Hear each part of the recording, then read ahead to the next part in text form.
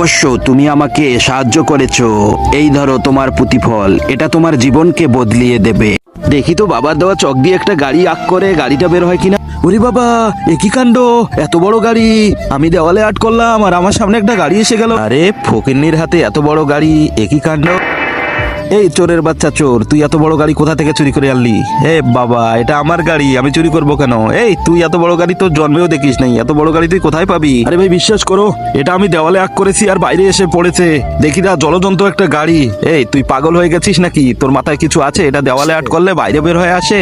আচ্ছা ঠিক আছে, তুই একটা আমাকে আবার এঁকে দেখাতো। সত্যি কথা ভাই, তুমি আমাকে বিশ্বাস করো, আমি এটা চুরি করি নাই। আচ্ছা ঠিক আছে, তুই আমাকে একটা মোবাইল বেনে দেখা। আচ্ছা ভাই দেখো, এই যে দেওয়ালে আমি ফোন আঁক করতেছি, তুমি দেখতে থাকো। এবারটা পাগল হয়েছে নাকি? দেওয়ালে এটা কি আঁকতেছে দেখি তো। এই যে ভাই দেখো, তোমার জন্য একটা ফোন নিয়ে আসলাম। সত্যি তো, এটা আজব কাণ্ড।